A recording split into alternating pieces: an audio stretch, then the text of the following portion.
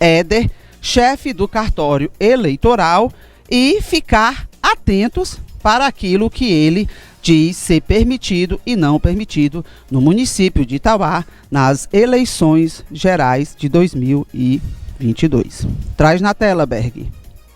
Bem, a nossa expectativa é de que nós tenhamos mais uma eleição tranquila, apesar de nos últimos anos a gente observa que a polarização política no país tem aumentado bastante, mas tradicionalmente aqui na nossa região as eleições costumam ser tranquilas e a nossa expectativa é que esse ano se mantenha esse mesmo clima de tranquilidade. A gente sabe que é inevitável que não tenha um ou outro contratempo, mas nós esperamos que saia tudo dentro do que nós planejamos. Há uma diferença, porque nós temos eleição em 2 anos. Há uma diferença de eleição para presidente, senador, deputado federal, deputado estadual, para com prefeito e vereadores, ou senhor Éder?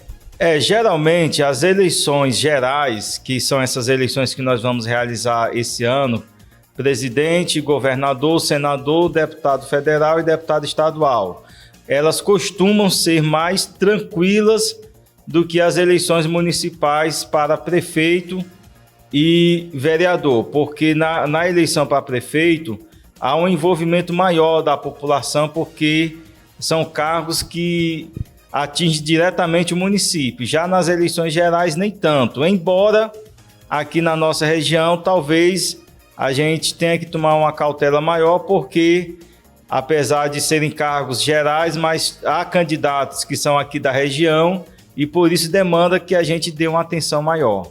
Bem, os candidatos eles têm que se atentar, e não apenas os candidatos, mas também os militantes, os apoiadores e a população em geral, tem que se atentar para as regras da propaganda eleitoral, que a propaganda eleitoral ela começou no dia 16 de agosto e ela será permitida até a véspera da eleição, e ela pode ser feita através de panfletos, folhetos, adesivos em veículos, de forma móvel, através daquelas bandeiras que são colocadas em vias públicas, isso dentro do horário permitido.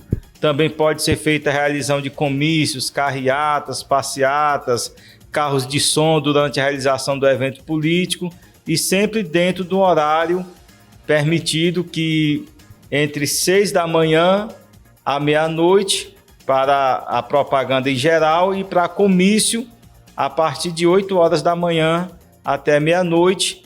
E também é permitida a propaganda eleitoral na internet, nas redes sociais, mas sempre ressaltando que é importante que qualquer dúvida que os candidatos ou seus apoiadores tenham, sempre que procurem consultar a legislação, uma assessoria jurídica de seus advogados. O site da Justiça Eleitoral tem muitas informações. Lá no site do TRE do Ceará existe uma parte, Eleições 2022, lá tem muito material bom. Por exemplo, tem esse folder, que ele é um resumo de tudo aquilo que é permitido e que não é em propaganda eleitoral. Então é muito importante que os candidatos se atenham a isso, para evitar de fazer alguma coisa ilícita e depois vir a ser alvo de alguma denúncia e aí ter que responder perante a Justiça Eleitoral. Uma ótima pergunta, que inclusive eu aproveito para ressaltar a importância do mesário no processo eleitoral, porque os mesários são pessoas que prestam serviço de grande relevância, não apenas à Justiça Eleitoral, mas ao país, porque a democracia ela só existe por conta da atuação dessas pessoas, e nós estamos em processo de convocação de mesários, já publicamos o edital e estamos entregando as cartas convocatórias. Aqui e acolá chega alguém e procura a gente dizendo: olha, eu ainda não recebi minha carta. É porque Itauá e Parambu são mais de 1.000 pessoas convocadas, então isso demora um certo tempo. Algumas pessoas recebem a convocação por meio eletrônico, por e-mail, outras que têm os contatos atualizados aqui a gente manda pelo WhatsApp, mas uma boa parte a gente entrega fisicamente. E no caso do mesário, se alguém ainda tiver um interesse de ser mesário, pode nos procurar aqui no cartório ou então pode se inscrever no site do TRE, porque para ser mesário basta que o eleitor seja maior de 18 anos, não tenha parentesco direto até segundo grau com algum candidato, que numa eleição geral é quase impossível no interior, né? Que ele não seja membro de diretório de partido e que não seja ocupante de um cargo comissionado. São essas, e nem pode ser também pertencente à polícia, às forças policiais. Basicamente são essas as exigências que a legislação eleitoral faz para a pessoa ser mesário, e nós estamos convocando os mesários. Aqui e acolá aparece uma substituição, porque acontece às vezes do mesário ter mudado e a gente não conseguir localizar. Às vezes também acontece de ser necessária uma substituição por motivo justo. Por exemplo, essa semana a gente substituímos uma mesária porque ela está gestante. Aí então, quem tiver interesse pode procurar fazer inscrição no site ou nos procurar aqui, que provavelmente ainda há oportunidades devido às substituições. Não tem ninguém impugnado até o momento nesta campanha eleitoral, senhor Éder Lima?